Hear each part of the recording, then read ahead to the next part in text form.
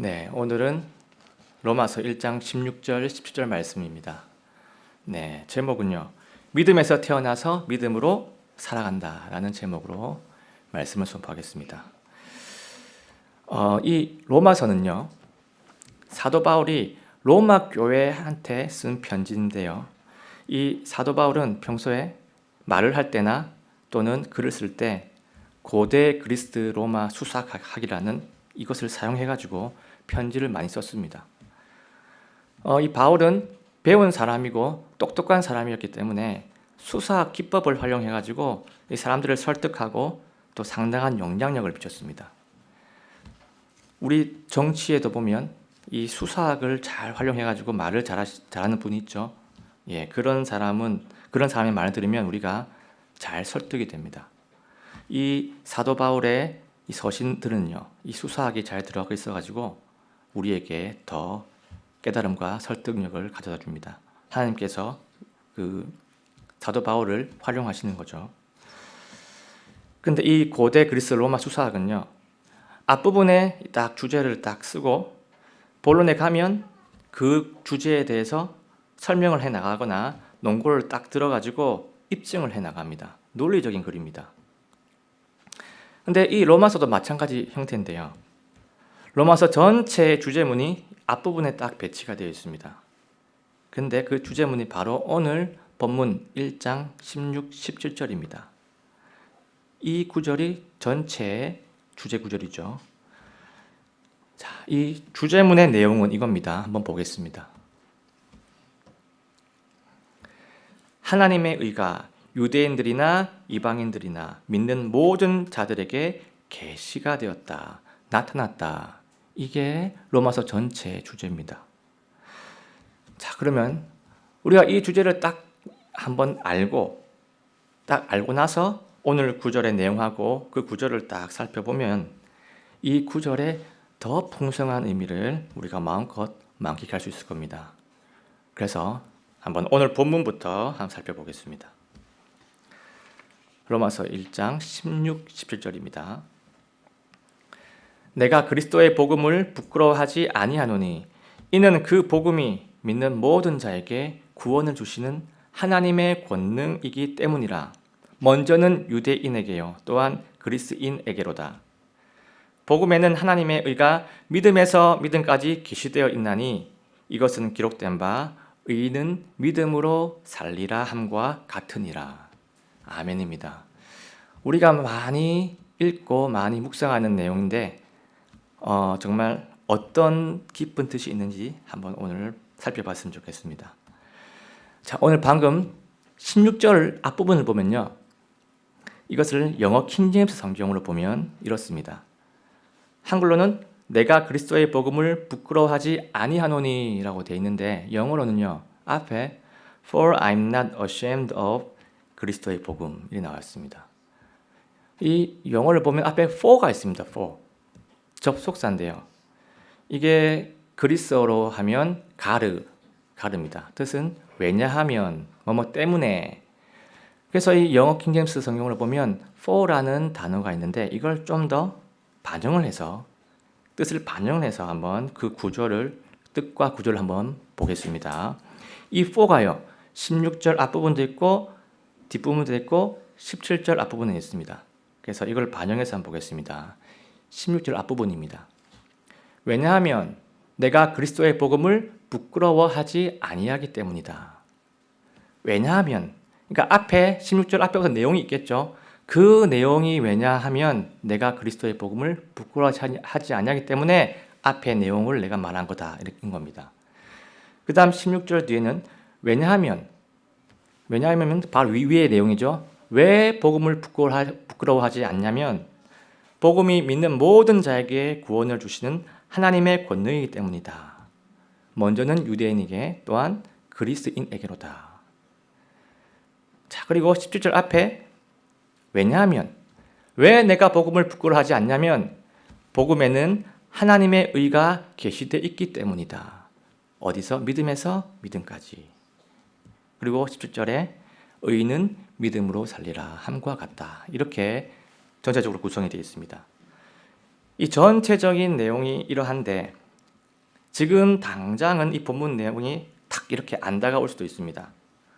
근데 한 절 한 절 꼼꼼히 살펴보면 이 전체적인 의미가 우리한테 탁 다가올 겁니다. 그래서 차례차례로 이 중심 내용을 한번 보겠습니다. 1번입니다. 왜냐하면 내가 그리스도의 복음을 부끄러워하지 아니하기 때문입니다. 이겁니다.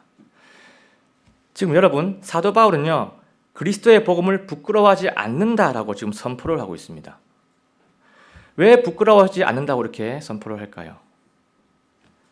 이 앞의 내용을 보면 이 말을 왜 했는지 알 수 있겠죠. 이 16절 앞에 있는 내용이 어떤 내용이냐면요, 나 바울이 복음의 사도로 부르심을 받았고 로마에 있는 너희에게, 로마에 있는 로마 교회 너희에게도 복음을 전하기 원한다 라는 이런 내용이 나옵니다. 그러니까 내가 복음을 전하기 원하는 이유는 내가 복음을 부끄러워하지 않기 때문이다. 이런 식으로 지금 내용이 연결이 되고 있는 겁니다. 지금 복음을 자랑스러워하고 있다는 얘기죠. 자, 그러면 나는 복음을 자랑스러워한다 이렇게 표현을 하면 되는데 왜 부끄러워하지 않는다 이런 식으로 다르게 표현을 할까요? 이렇게 표현을 한 이유는요, 다른 사람들이 복음을 부끄러워했기 때문에 그에 맞춰가지고 이렇게 표현을 한 겁니다. 고린도전서 1장 23절을 보시면요, 이런 내용이 나오죠. 복음은 유대인들한테는 걸려 넘어지게 하는 것이고, 그렇게 말을 합니다. 그리고 그리스인들한테는 어리석은 것이라서 그래서 복음을 부끄러워한다 이런 식으로 그 구절이 말을 하고 있습니다. 원래 이 유대인들은요, 나무에 달린 자, 이 자는 하나님께 저주를 받은 자라고 구약시대 때부터 그렇게 인식해 왔습니다. 이게 신명기 21장 23절에 나오죠. 그래가지고 십자가에 달리신 이 예수님을 그래서 꺼려하는 겁니다. 아, 이 예수는 결코 메시아가 아니다 라고 이렇게 여기는 거죠. 그 다음 그리스인들은요, 논리와 이 이성색에 흠뻑 빠져있는 그런 사람들입니다. 이 헬레니즘 문화 속에 흠뻑 빠진 사람들이기 때문에 이 사람들은 십자가 처형당한 이 사형수가 무슨 부활을 했니, 뭐 구원자니, 하나님이니 이런 말들이 전혀 말이 안 되고 논리가 맞지 않는 정말 어리석은 것이라고 그리스도인들을 여기는 것입니다. 그래서 유대인들도 그렇고 그리스인들도 그렇고 이 복음은 그냥 부끄러운 낭설일 뿐입니다. 그런데 사도 바울은요, 복음이 부끄럽지 않다라고 말씀합니다. 왜 부끄럽지 않을까요? 왜 이 복음을 자랑스럽게 여기고 복음을 기쁨으로 여길까요? 자, 2번입니다. 나는 복음이 부끄럽지 않습니다. 왜냐하면 복음은 믿는 모든 자에게 구원을 주시는 하나님의 권능이기 때문입니다. 이것이 두 번째 이어지는 내용입니다. 바울이 복음을 부끄러워하지 않은 이유는 복음이 믿는 모든 자에게 구원을 주시는 하나님의 권능이기 때문입니다. 우리 예수님은 십자가의 죽으심과 부활하심으로 사탄의 세력을 이기셨고요. 그래서 하나님 왕국을 세우셨습니다. 예수님을 믿는 모든 자는 죄의 문제를 해결받았고요. 그래서 하나님의 왕국 안으로, 예수님의 온전한 통치하심 안으로 들어가게 되어 있습니다. 이것이 구원이고 이것이 복음입니다. 그래서 지금 이 본문에서 복음이 믿는 모든 자를 구원하는 하나님의 권능이라고 말하고 있는 거죠, 지금. 자, 그런데 여러분, 방금 이 16절 말씀에서 우리가 알 수 있는 것이 뭐가 진짜 복음이고 뭐가 가짜 복음인지 우리는 구별을 할 수 있게 되었습니다. 어떤 기준으로 진짜 복음, 가짜 복음 이렇게 구별할 수 있냐면요, 그것이 죄인을 구원할 수 있는 권능이 있으면 진짜 복음이고요, 죄인을 구원해주는 권능이 없으면 그건 가짜 복음인 겁니다. 맞죠? 방금 말씀에 의하면 그런 겁니다. 그렇다면 여러분, 율법이 죄인을 구원해 줄 수 있습니까? 없지요. 그래서 가짜 복음입니다. 율법은 내가 결코 율법을 다 지킬 수 없구나, 내가 역부족이구나, 그것을 깨닫게 해줄 뿐입니다. 율법에 선기능이 있다면요, 그게 뭐냐면 율법을 최대한 지키도록 밀어주고 뒤에서 앞에서 당겨주고 이렇게 도와주는 역할을 할 수 있습니다. 하지만 전부 다 지킬 수 있도록 해주지는 못합니다. 그래서 죄인을 구원할 수가 없습니다. 그래서 율법은 가짜 복음입니다.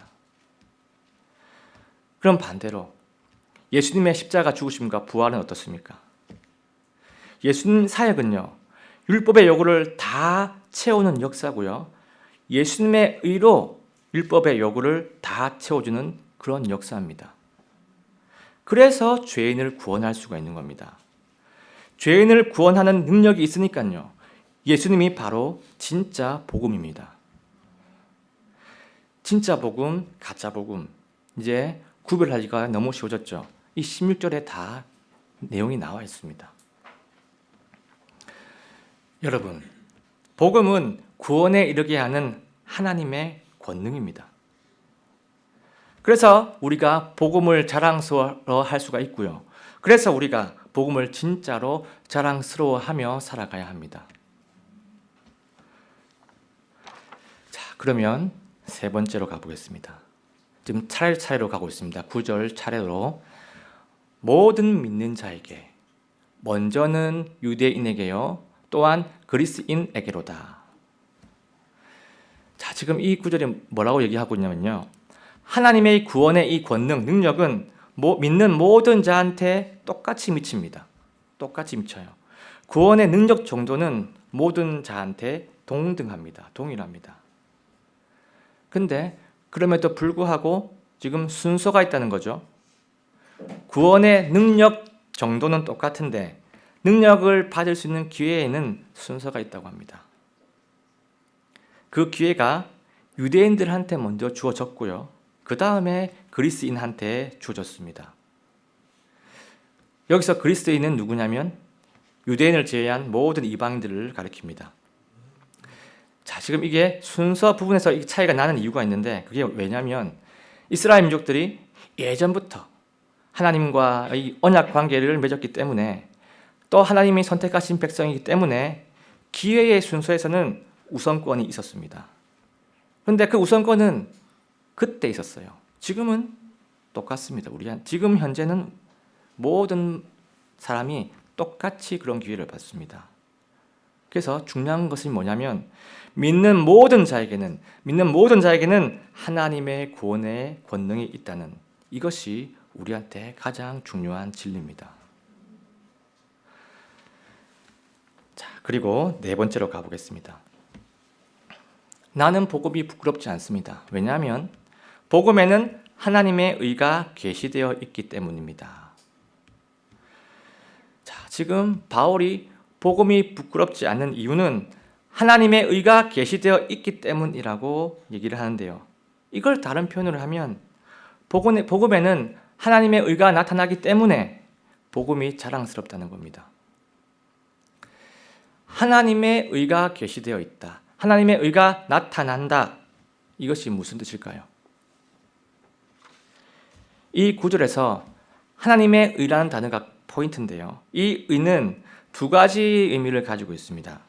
두 가지 의미가 있어요. 하나님의 의, 첫 번째는 이겁니다. 하나님께서 믿는 자를 의롭게 여겨주신다, 의롭게 불러주신다, 의로움을 주신다, 칭의의 상황이 첫 번째 의미고요.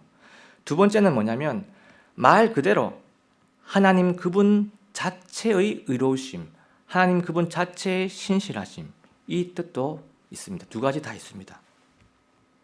그러면 이 첫 번째 칭의의 의미를 대입해서 한번 해석을 해보겠습니다. 복음에는 하나님의 의가 계시된다, 나타난다, 이 말은요, 1번 뜻을 딱 넣으면 이런 뜻입니다. 죄가 없으신 예수님께서 우리 죄를 대신 대속하셔가지고 믿는 자의 죄는 사해지고 예수님의 죄가 그 사람한테 입혀진다. 그래서 의롭게 되어진다, 의롭다함을 받게 된다. 이 의미가 첫 번째 의를 대입했을 때 나오는 말씀입니다. 부활하신 예수님의 의를 덧입는 하나님의 의가 나타난다 이 뜻입니다. 칭의가 나타난다라는 말씀입니다. 이게 첫 번째 하나님의 의를 넣었을 때 나올 수 있는 내용이고요. 자, 그러면 이제 하나님의 의 두 번째 뜻이죠. 말 그대로 하나님 그분 자체의 의로우심, 그분 자체의 신실하심. 이 의미에서 복음에는 하나님의 의로우심이 나타난다.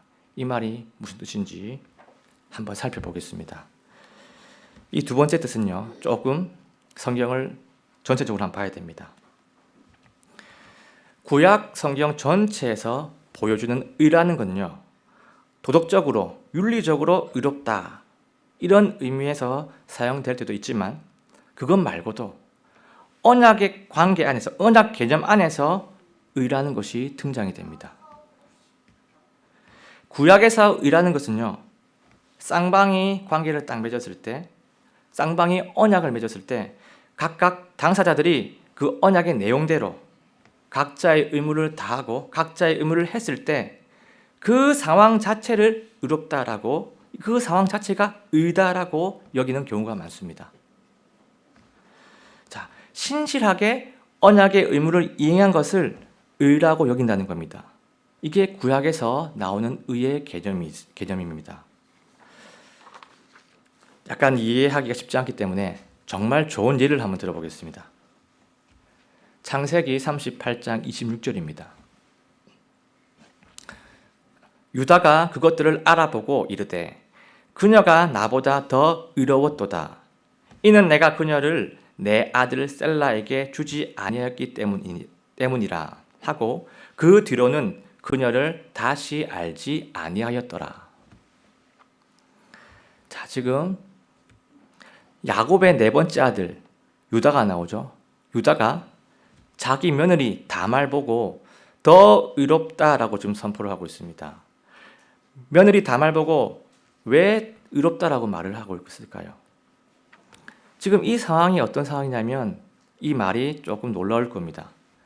지금 다말은요, 유다의 며느리인데 창녀의 옷을 입고 시아버지 유다를 속여가지고 유다와 동침을 해서 유다의 씨를 임신했습니다. 며느리 다말이 속여가지고 이 시아버지 유다의 씨를 임신한 것, 이것이 과연 의로울까요? 아무리 생각해도 이건 의가 아닌 것 같은 느낌이 듭니다. 며느리가 시아버지와 관계를 맺어서 임신을 했다.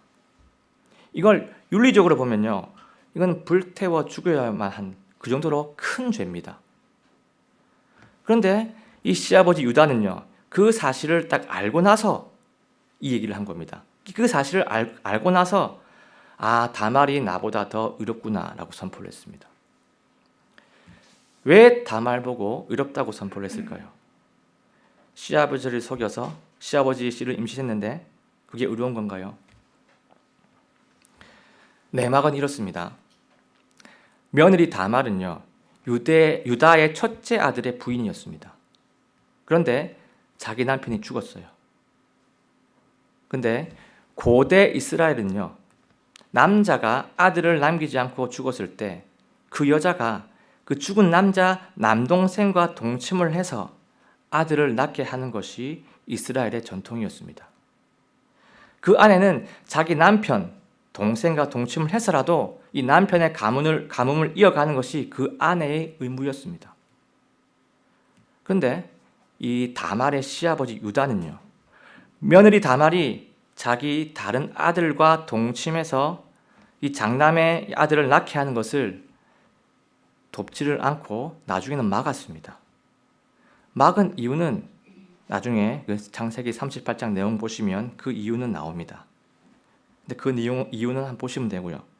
아무튼 유다는 다말의 의무를 수행하지 못하도록 막았습니다.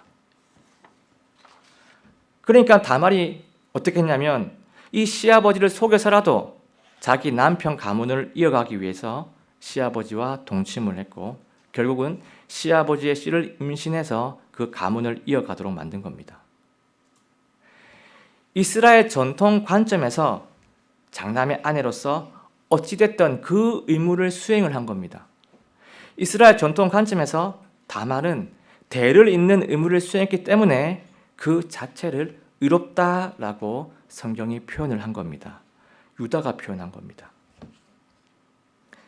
구약에서 의는요, 어떤 언약 관계가 딱 있을 때 그 언약 때문에 발생하는 자기 의무를 다 해내는 것, 그 의무를 실행하는 것, 그것을 바로 의라고 표현합니다. 아주 쉽게 말하면요, 신실함이 바로 의라는 겁니다. 자, 같은 맥락으로 또 보겠습니다. 구약의 많은 구절들을 보면요, 하나님께서 자기 백성들을 구원을 하실 때 구원하고 하나님의 의로우심하고 이 두 가지가 같이 세트로 등장을 합니다. 하나님의 구원과 하나님의 의로우심, 짝을 이루어서 그 구절에 등장이 됩니다. 한번 보겠습니다. 예를 보겠습니다. 이사야 56장 1절입니다. 주께서 이같이 말씀하시느니라. 너희는 판단의 공의를 지키고 정의를 행하라. 이는 나의 구원이 가까이 왔고 나의 의가 나타날 것이기 때문이라. 앞에 나의 구원, 하나님의 구원이 나오고 뒤에 하나님의 의가 나옵니다. 같이 짝을 이룹니다. 세트입니다. 그리고 시편 98편 2절입니다. 주께서 자신의 구원을 알리셨으며 자신의 의를 이교도들의 눈앞에서 공개적으로 보이셨도다. 자신의 구원, 하나님의 구원이 언급이 되고 뒤에 하나님의 의가 또 짝을 이루어서 등장을 합니다. 두 구절 다 하나님의 구원과 하나님의 의가 동시에 나옵니다. 자, 구약에서 의라는 것이 뭐라고 했습니까? 어떤 언약 관계에서 그 의무를 다하는 신실함이 의라고 했죠. 자, 하나님은 자기 백성들과 어떤 관계입니까? 왕이십니다. 하나님은 왕이세요. 우리 하나님은 자기 백성들과의 관계에서 왕으로서 신실하신 분입니다. 왕의 의무는 무엇입니까? 백성들을 보호하고 백성들을 먹이시고 돌보시고 구원하는 것이 왕의 본분이고 의무입니다. 하나님께서 왕으로서 이스라엘 백성들을 보호하시고 왕으로서 구원하시는 그 의무를 신실하게 이행하는 것이 바로 하나님의 의입니다.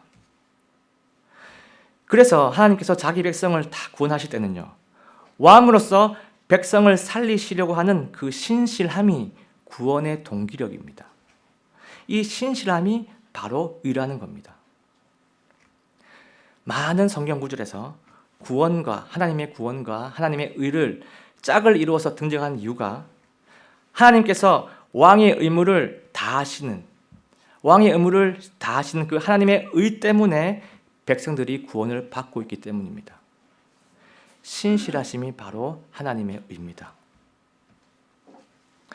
자, 그러면 오늘 본문으로 가보면요, 다시 보겠습니다. 17절입니다. 복음에는 하나님의 의가 믿음에서 믿음까지 계시되어 있나니. 자, 복음에는 하나님의 의가 계시가 되어 있다고 합니다. 복음은 구원이죠. 구원에는 하나님의 의가 나타난다고 지금 말씀하고 있습니다. 우리가 예수님을 딱 믿으면요, 하나님의 의를 입어서 구원을 받습니다. 그런데 이 하나님의 의를 딱 입을 때는요, 그냥 아무런 근거 없이, 아무런 원리 없이 의를 딱 받는 게 아니고요. 너희가 내 말씀, 내 복음의 말씀, 예수 그리스도를 믿으면 영원한 생명을 얻을 것이다 라는 내 복음을 믿었기 때문에 나는 이 복음의 약속을 신실하게 이행할 것이다. 내가 그 구원의 약속을 실천할 것이다. 약속의 말씀에 대한 실천으로 나의 의를 입혀주시는 겁니다. 그분의 의를 입혀주시는 겁니다. 하나님의 신실하심이 의를 입혀주시는, 칭의를 주는 원리입니다.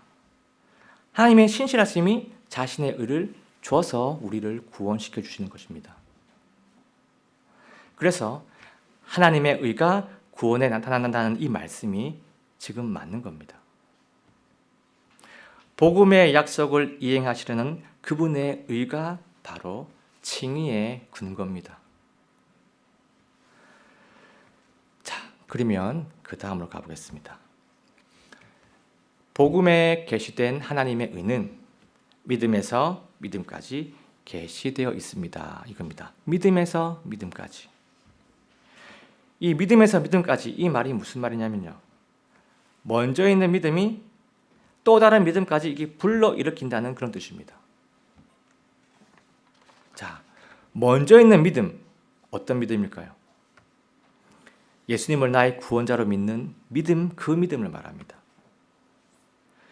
우리가 예수님을 나의 구원자로 딱 믿으면 하나님은 그분의 의를 딱 입혀주셔가지고 우리를 의롭다라고 여겨주십니다. 칭의죠. 칭의입니다. 먼저 믿음이 예수님을 믿는 믿음이라고 하면 뒤에 오는 이 믿음은 또 무엇을 말하는 걸까요? 뒤에 오는 믿음은요, 칭의로 구원받은 자들이 그 다음에 예수님을 계속 의지하고 말씀을 계속 의지하면서 이 땅을 살아가는 그 믿음을 말합니다. 쉽게 말하면요, 우리가 예수님을 믿음으로 구원을 받고요, 구원받은 자들은 또 역시 예수님을 의지하고 말씀을 의지하는 또 다른 믿음을 가지고 이 땅을 살아간다라는 이 말씀입니다. 예수님을 구원자로 믿는 믿음이 예수님과 동행하는 그 믿음까지 낳는다는 놀라운 하나님의 원리입니다.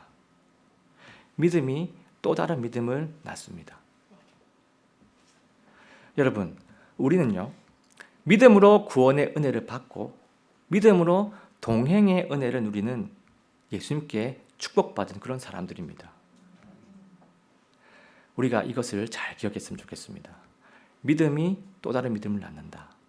예수 그리스도를 믿는 그 믿음이 나의 구원을 이루지만 그 이후에 예수님과 동행하는, 예수님을 주님으로 붙잡고 살아가는 그 믿음까지도 낳는다는 것을 우리가 꼭 기억하시기 바랍니다. 네. 그 다음 6절입니다. 이것은 기록된 바 의인은 믿음으로 살리라 함과 같으니라. 의인은 믿음으로 살리라. 자, 이 구절은 너무나 유명한 구절이죠. 잘 아는 구절입니다. 하박국 2장 4절에서 이제 나온 이 구절을 여기서 딱 인용을 한 겁니다. 자, 그러면 이 하박국 2장에서 의인은 믿음으로 살리라, 이 말은 어떤 의미로 쓰였을까요? 하박국에서 쓰인 이 구절의 의미가 뭘까요? 하박국에서 이 구절은요, 사실 죄인이 천국에 가고 죄인이 영원한 생명을 얻고 구원받고 그러한 차원에서 믿음을 말하는 것은 아닙니다. 하박국에서는요, 지금 주어지는 상황들이 너무 힘들고 너무 어렵고 너무 아프고 하더라도 믿는 자는 구원하실 하나님을 신뢰하는 믿음으로 살아간다. 그 믿음으로 가지고 인내하면서 살아간다. 그렇게 살아가야 한다. 이런 뜻으로 쓰였습니다. 결국에 이러한 믿음을 가지고 살아가는 사람들한테는 하나님께서 그분의 의로우심으로, 그분의 신실하심으로 반드시 구원해 주실 거라는 그 메시지를 담고 있는 겁니다. 그래서 오늘 본문에서 의인은 믿음으로 살리라라는 말은요, 이 하박국의 메시지를 더 확장을 탁 시켜가지고 예수 그리스도를 믿는 자들은 그 믿음으로 새로운 생명을 얻고 구원이죠. 그 이후에는 예수님을 의지하고 하나님 말씀을 의지하는 믿음으로 살아간다. 그 믿음으로 동행한다. 이러한 귀한 의미를 가지고 있는 겁니다. 결국에 믿음으로 새로운 생명을 얻고, 라이프입니다. 믿음으로 새로운 생명을 얻고 믿음으로 새로운 삶, 똑같이 라이프입니다.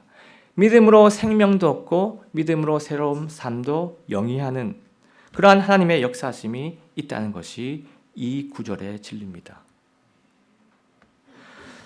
여러분, 유대인들도 그렇고 그리스도인도 그렇고 세상은 복음을 부끄러워했습니다. 그런데 사도 바울은 복음을 자랑스럽게 여겼고요, 그래서 복음을 로마에 와서 로마 교회에게 전하고 싶었습니다. 바울은 왜 복음을 부끄러워하지 않았습니까? 복음에는 구원을 주시는 하나님의 권능과 또 하나님의 의가 나타나 있기 때문입니다. 하나님은 이 땅에 구원자 예수님을 딱 보내셔가지고 십자가에 피 흘려 죽게 하시고 또 3일 만에 부활시켜가지고 그분의 의로우심을 나타내셨습니다. 다시 말해서 예수님을 믿는 자들은 구원하실 거라는 그분의 약속에서 신실하셨습니다. 복음의 약속 앞에서 신실하심이 바로 하나님의 의로우심입니다. 그래서 바울은 의인은 믿음으로 살리라 라는 이 하박국의 말씀을 인용해가지고 예수 그리스도를 믿음으로 하나님의 이 의를 누리라 라고 지금 말씀하고 있는 겁니다. 여러분, 의인은 믿음으로 삽니다. 의인이 누굽니까? 예수님을 믿는 자가 바로 의인입니다. 예수님을 믿는 여러분이 바로 의인입니다. 그래서 예수님을 믿는 자가 영원한 생명을 얻는 거고요. 믿음으로 생명을 얻은 자가 또다시 믿음으로 이 땅을 살아가는 겁니다. 지금 상황이 어렵다고, 지금 상황이 너무 힘들고 아프지만은 하나님을 바라보면서 인내를 하다 보면요, 의로우신 하나님께서, 신실하신 하나님께서 이 모든 상황 속에서 우리를 반드시 구원해 주실 것입니다. 이러한 역사들이 성경에 계속 나타나고 있습니다. 믿음이 오늘 설교의 메시지고요.